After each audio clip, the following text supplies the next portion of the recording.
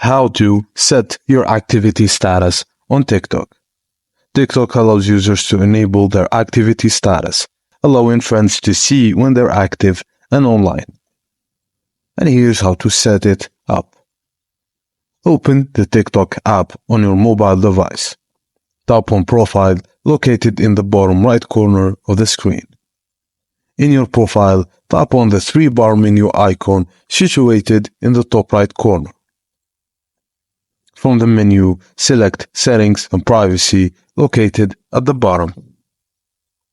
Within the Settings and Privacy section, choose Privacy, and then locate the option for Activity Status and toggle it on.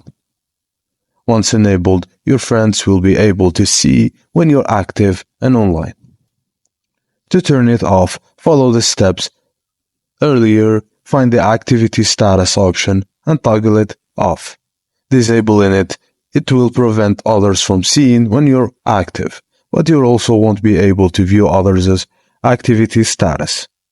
And that's it, guys. Thank you for watching, and please ring the bell, and please don't forget to like and subscribe for more.